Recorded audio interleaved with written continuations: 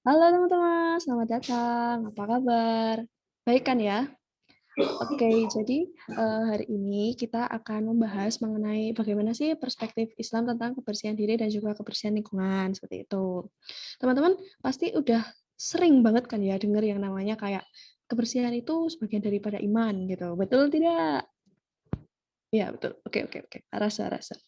Nah, sebenarnya, seperti apa sih, yang dimaksud dengan kata-kata itu tadi dan bagaimana nanti maksudnya? Nah, hari ini kita akan membahas tentang ya, materi ini.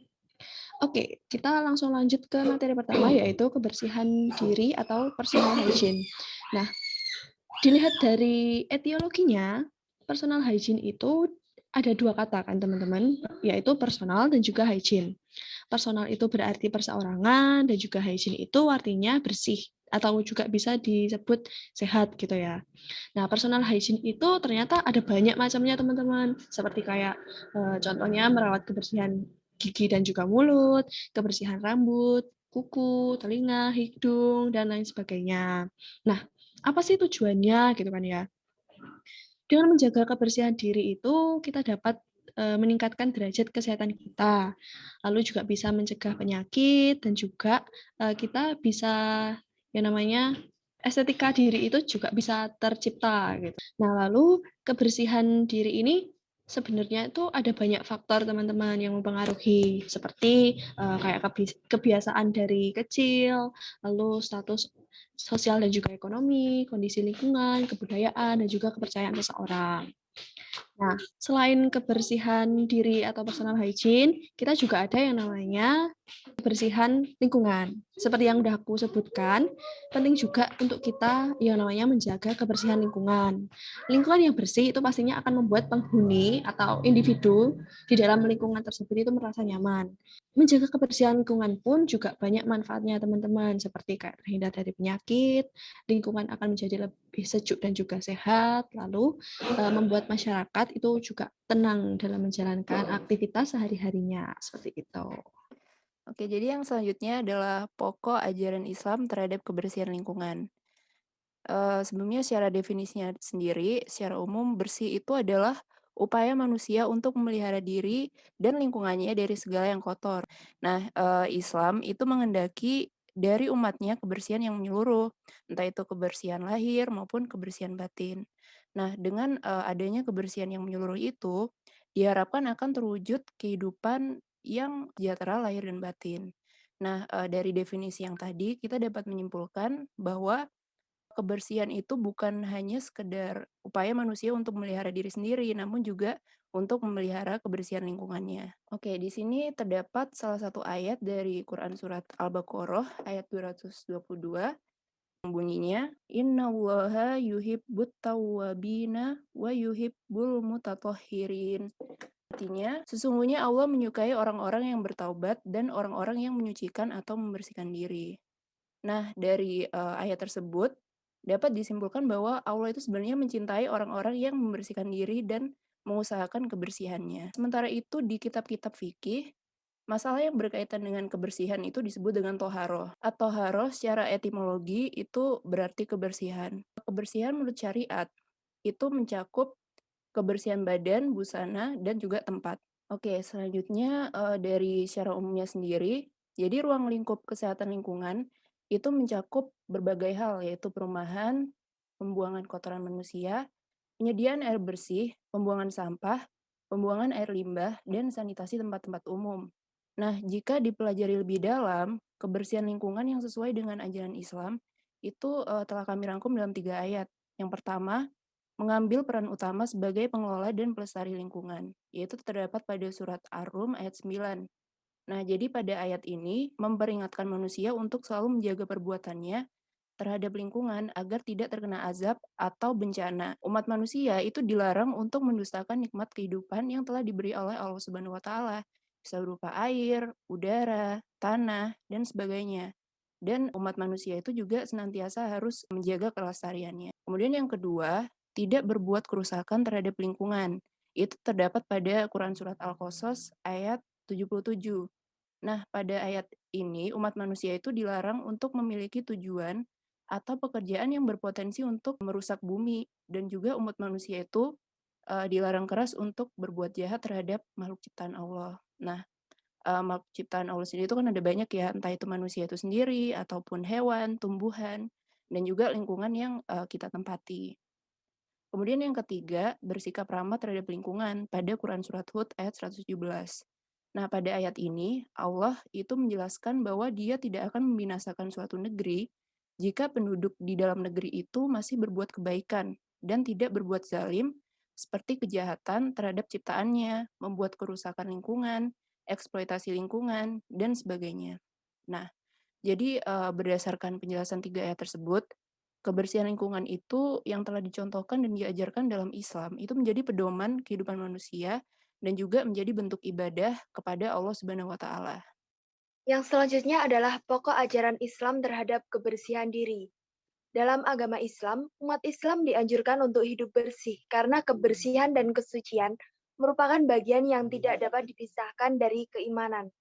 Dalam hadis riwayat Ahmad, Muslim, dan Tarmizi yang bunyinya tuhuru syatrul iman, yang artinya bersuci atau toharoh itu setengah daripada iman.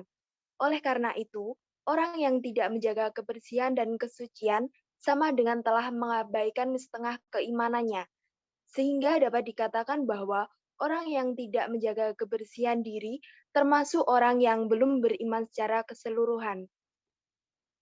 Di dalam Al-Quran dan hadis terdapat anjuran untuk menjaga kebersihan diri.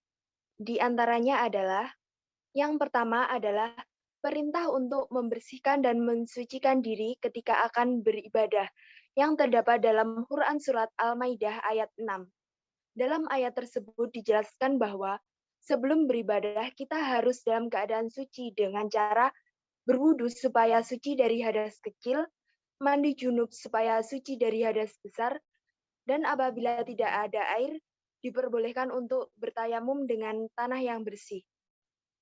Yang kedua adalah perintah untuk memotong kuku, yang terdapat pada hadis riwayat Ahmad yang berbunyi, potonglah kukumu, sesungguhnya setan duduk atau bersembunyi di bawah kukumu yang panjang. Yang ketiga adalah perintah untuk mencuci tangan yang terdapat pada hadis riwayat Al-Bukhari dan Muslim, yang artinya, apabila salah seorang di antara kamu bangun dari tidur, maka janganlah memasukkan tanganmu ke dalam bejana sebelum ia mencucinya 3 kali. Maka sesungguhnya ia tidak tahu kemana tangannya waktu itu pada waktu ia tidur. Yang keempat adalah perintah untuk menjaga kebersihan mulut dan gigi yang terdapat pada hadis riwayat Imam Malik yang artinya, sekiranya tidak memberatkan atas umatku, maka akan perintahkan atas mereka bersiwak bersama dengan wudhu. Dan terdapat pada hadis riwayat Imam Tabram yang artinya, cungkillah, bersihkan gigimu dari sisa-sisa makanan, karena perbuatan seperti itu merupakan kebersihan, dan kebersihan bersama dengan keimanan, dan keimanan menyertai orang di dalam surga. Yang terakhir adalah perintah untuk menjaga kebersihan pakaian, yang terdapat pada Quran Surat Al-A'raf ayat 31, yang dijelaskan bahwa, hai anak Adam, pakailah pakaianmu yang indah di setiap memasuki masjid. Dan yang kedua adalah Quran Surat Al-Mudatsir ayat 4, yang bunyinya, wa'i baka fa'akhir, yang artinya, dan pakaianmu bersihkanlah. Manfaat dari menjaga kebersihan diri dalam ajaran agama Islam ada dua. Yang pertama adalah untuk memenuhi syarat sah salat. Dalam hadis disebutkan bahwa Allah tidak akan menerima salat tanpa bersuci. Hadis riwayat Muslim. Allah tidak akan menerima salat orang yang berhadas hingga dia berwudu. Yang kedua adalah untuk mendapatkan pahala karena telah melakukan kewajiban maupun sunnah. Dari Aisyah radhiyallahu anhu, Rasulullah shallallahu alaihi wasallam bersabda, Islam itu agama yang bersih, maka hendaknya kamu menjadi orang yang bersih. Sesungguhnya tidak akan masuk surga kecuali orang-orang yang bersih. Hadis riwayat Tabrani. Berdasarkan hadis tersebut, dijelaskan bahwa orang yang tidak menjaga kebersihan tidak akan masuk surga, sehingga orang yang menjaga kebersihan akan mendapatkan pahala. Oke, baik. Kemudian adalah saya akan menjelaskan tentang bagaimana sih kondisi lingkungan di Indonesia pada saat ini. Terutama tentunya nantinya juga akan saya kaitkan dengan perspektif dalam Islam. Nah, kondisi lingkungan di Indonesia saat ini itu ya tentunya dapat kita lihat bahwasanya banyak sekali kerusakan-kerusakan yang terjadi di Indonesia. Dan semua itu juga karena ulah manusia sendiri, seperti pemanasan global atau global warming, kemudian adanya banjir. Banjir itu bisa disebabkan karena akibat penggunaan hutan, ataupun juga kayak membuang sampah sembarangan. Itu kan semua juga karena ulah manusia. Dan kemudian yang ketiga adalah krisis energi, karena saat ini tuh banyak sekali kondisi-kondisi seperti kekeringan air, kemudian tanah yang tandus, seperti itu. Dan dari yang saya research, hampir 80% kejadian yang ada di alam ini merupakan ulah dari manusia itu sendiri. Nah, yang pertama, saya akan menjelaskan tentang apa kaitannya pemanasan global atau global warming terhadap sesuai dengan pandangan Al-Quran maupun hadis.